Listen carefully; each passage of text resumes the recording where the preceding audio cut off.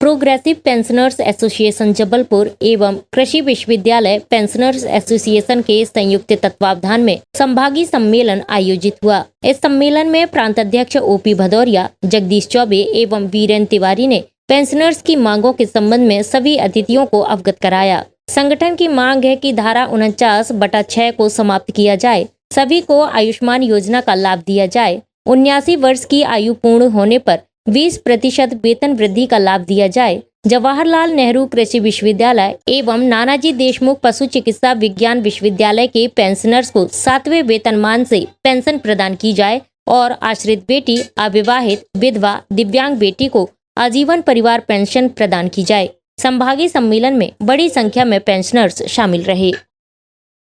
Progressive pensioners association Jabalpur एवं जवाहरलाल नेहरू कृषि विश्वविद्यालय पेंशनर्स एसोसिएशन के संयुक्त तत्वावधान में आज यह संभागीय सम्मेलन आयोजित किया गया था।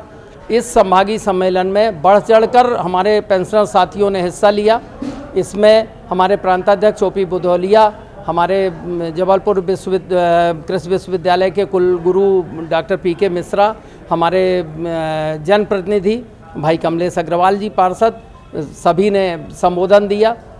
हमारी जो प्रमुख मांगे हैं वो ये है, धारा 49/6 समाप्त की जाए, जो आयुष्मान योजना है वो सारे पेंशनरों को लागू की जाए, साथ ही जो 79 वर्ष जिनकी सेवाएं एज हो गई है उनको 20% की दर से वेतन वृद्धि योजना का लाभ दिया जाए। साथ ही जो व्यक्ति हमारा पेंशनर जिसकी डेथ हो जाती है उसके विधवा बेटी को, परित्यक्ता बेटी को, दिव्यांग बेटी को एवं अविवाहित बेटी को आजीवन पेंशन, पारिवारिक पेंशन प्रदान की जाए।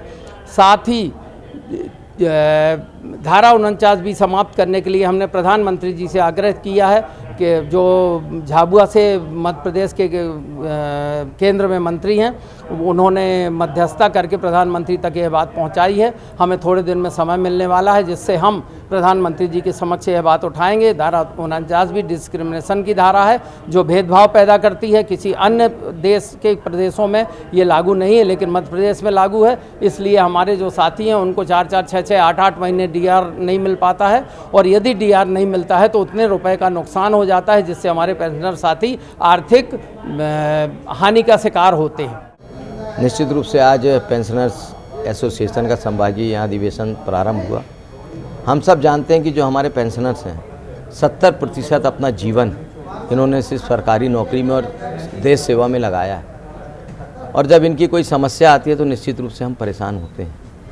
मैं तो यही चाहता हूं कि आज वर्तमान समय में जो हमारे बुज़ुर्ग हैं, ये पेंशनर समाज वाले जो हमारी धरोहर हैं, कहीं ना कहीं जाकर इन लोगों के मार्गदर्शन में हमको चलना चाहिए और यदि इनकी कोई समस्या आती है तो उसको अपनी समस्या मानकर उनकी समस्या का हल करना चाहिए।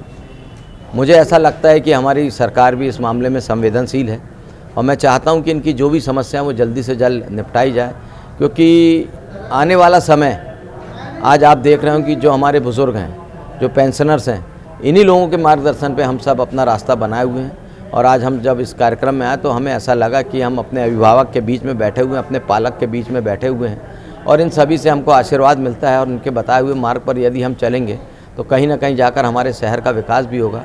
लेकिन उसके पहले हमें इनकी समस्याओं को सुनना पड़ेगा और इनकी अब इस उम्र में यदि ये आंदोलन करते हैं या कोई धरना देते हैं तो कहीं ना कहीं जाके हमें दुख होता है। तो हम चाहते हैं और सरकार से भी हमारी यही विनती रहती है कि इनका सहयोग करें, क्योंकि हमारी सरकार ने हमेशा पेंशनर के जो भी हैं उनका सबका सहयोग की है। SK news live Jabalpur.